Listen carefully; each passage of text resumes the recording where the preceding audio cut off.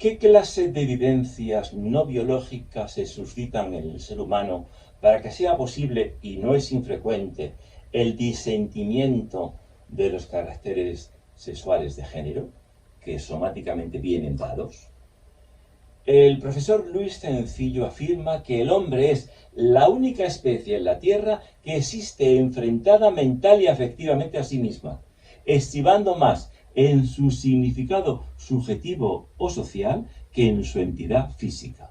Es decir, no se vivencia al hombre como una facticidad pura que es, y si se siente ser lo que materialmente sea, sino como un problema, casi como un acertijo o un enigma cuyo significado hay que descifrar. Y siente ser lo que imagina o toma conciencia de ser mediante esa interpretación. Ha de definirse primero e irse descifrando conforme existe, hasta adquirir o suponer que adquiere la conciencia real y verdadera de sí.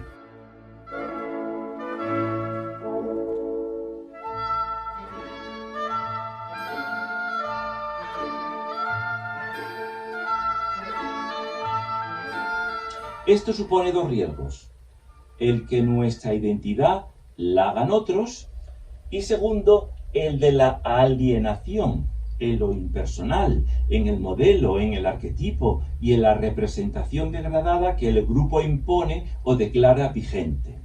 Es muy interesante observar cómo hay países que tácitamente crean una autoconciencia orgullosa en los suyos, de ser ciudadano privilegiado en el mundo y aún en Europa, que puede resultar poco simpática, pero siempre se advierte una impalpable distancia que ellos mismos ponen, casi sin saberlo, y a juzgar a las otras nacionalidades de abajo arriba. En definitiva, nunca somos lo que realmente física y psíquicamente somos, sino que siempre interviene la opinión ajena y colectiva, y la imaginación propia y tal vez mitificadora de la identidad. Pero el ser humano es tan plástico y maleable en sus perfiles que ni uno solo de estos apartados viene dado y valorado por sí mismo y desde el propio ser. Todo se moldea en la persona, sin proponérselo y casi sin advertirlo ésta, por la opinión ajena y por una difusa autovivencia.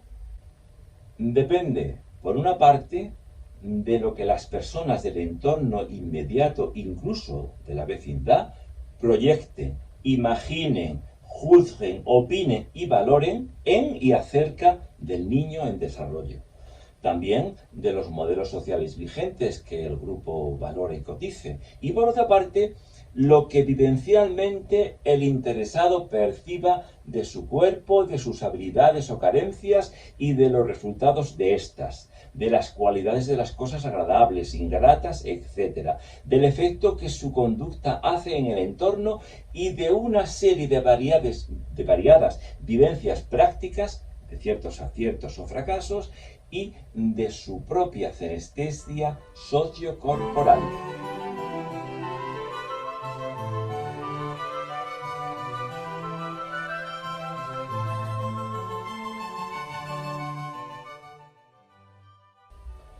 La senestesia o el conjunto de sensaciones que percibimos del cuerpo, de un cuerpo sano, fuerte, incluso atractivo, que es aceptado en todas partes y que por sus habilidades resulta válido en general. Eso eleva la moral y el optimismo. La senestesia sociocultural que vaya teniendo desde el nacimiento, por lo menos de sí y de sus logros, de objetos del deseo, de proyectos y de metas. Un sujeto que desde niño vivencia un cuerpo robusto, sano, fuerte, es decir, capaz de desplegar esfuerzos por encima de la media y que, por lo tanto, es temido y apreciado por sus compañeros de juego y de estudios, solo con esto suele desarrollar una entidad optimista y emprendedora. El niño a quien los educadores y compañeros tienen por inteligente y hábil y que en el trabajo puede con todo lo que le echen y sale de cualquier problema, en el deporte rinde plenamente, en realidad acaba pudiendo con todo en tareas y cometidos de más mayorcito y de adulto. Y como decía Virgilio en la Eneida, pueden porque les parece que puede. Y al contrario, un niño que siempre ha sufrido censuras y descalificaciones se acobarda y puede llegar a convencerse de que no es capaz de nada o de que mágicamente nada puede salirle bien, por muy capaz que sea, y hasta si es inteligente se bloquea en matemáticas o en ortografía. Y luego, posteriormente, en operaciones monetarias y transacciones, comete toda clase de fallos y no por ello es temido, ni se considera a sí mismo como limitado, enfermo o poco inteligente, y tal vez lo sea, a pesar del trato recibido durante los años de desarrollo y que le hayan hecho pensar lo contrario. Lo mismo sucede con la categoría social de edad y el género. Muchos se creen sinceramente importantes, aunque su campo de acción y su prestigio sean mínimos, y también muchos dudan acerca de su masculinidad o de su feminidad, y aun cuando se ven físicamente machos o mujeres, experimentan un gran rechazo a identificarse con este sexo.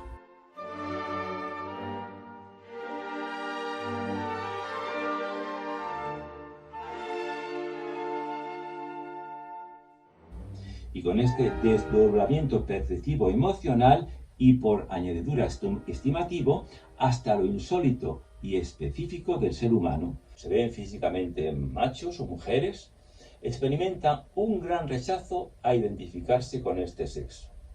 Se ven distintos, se sienten otra cosa diferente de lo que se perciben y lo valoran negativamente. De ahí proceden gran parte de los conflictos existenciales. Aceptar lo que materialmente se es, hombre, mujer, joven, anciano, bajo o alto, con tales rasgos, orejas grandes o nariz pequeña, labios finos o gruesos, pícnico, lestosomático, español, catalán, vasco, aristócrata, campesino, camionero, oficinista, etc., trabajador de la industria pesada.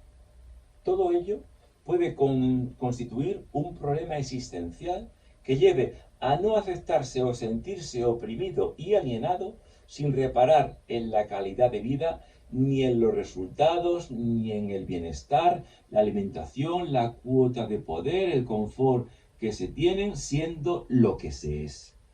Hasta la alimentación puede ser ideologizada. Los vegetarianos y los naturistas son una muestra de ello, porque no es por gusto que prefieran unos alimentos u otros, porque a veces le parece una profanación, un peligro alimentarse de aquello que su ideología les presenta sobre fundamentos no científicos, sino casi místicos.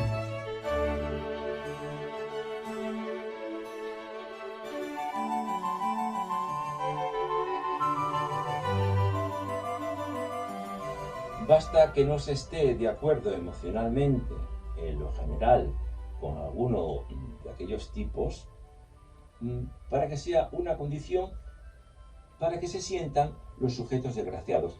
Es más, incapaces de vivir sin tensiones y con un mínimo de felicidad. Esto es indicio de que para la especie humana el mundo real y su propia identidad en este mundo son significantes. Y antes que nada, y con preferencia a su ser fáctico, valen, pero no valen lo que son, sino lo que se les atribuye ser y valer. Es decir, que además de ser, han de cumplir con un deber ser. Un ser humano es de una determinada manera y sin embargo siente en lo más profundo de sí el sentimiento de que no debería ser así, sino de otro modo. En el caso de los homosexuales masculinos es el rechazo del pene propio y no parar hasta eliminarlo quirúrgicamente. Y en las mujeres, por tenerlo y someterse a una cirugía plástica para que les hagan uno artificial. La motivación entre la generalidad de la homosexualidad masculina y femenina es dispar. En el varón es por lo general mucho más frecuente el deseo de falo, aunque sea impersonal. La mujer es el deseo de afecto personalizado, aún sin sexo, y ello obedece a la constante de que el varón se halla siempre más inclinado a la relación genital que la mujer, a quien satisfacen más y con mayor frecuencia las muestras de cariño cutáneo y psicosocial, más incluso que ser penetrada, lo cual no lo niega si es penetrada en el momento adecuado y cuando esté bien dispuesta, gozará y cuando lo desee.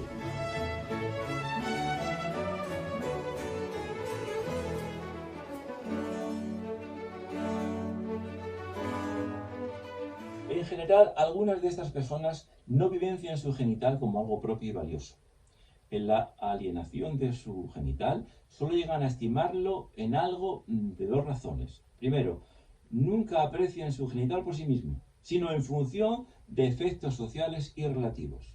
Sería un caso paralelo al de quien es inteligente, pero ni se siente inteligente, ni se valora, ni lo valora, y por ello nunca se despiertan en él deseos de rendir más en sus estudios o de llegar a altos puestos docentes, por ejemplo. Siempre queda inutilizado y sin hacerse valer ni por su autoestima. Sexualmente sucede lo mismo a quienes ignoran su valor masculino o femenino y su atractivo para las mujeres o para los hombres.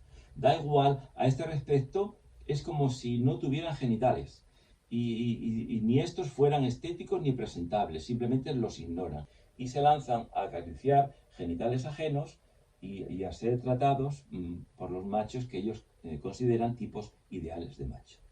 En definitiva, al ser humano no le basta con poseer algo, una cualidad, unos rasgos, un miembro, las cualidades de ese miembro, o simpatía o atractivo de su género, y esto vale para los dos géneros, sino que ha de tener conciencia activa, ha de valorar, ha de investir de significado y de valor, y hasta de fantasear lo que en realidad tiene, para llegar a tenerlo realmente.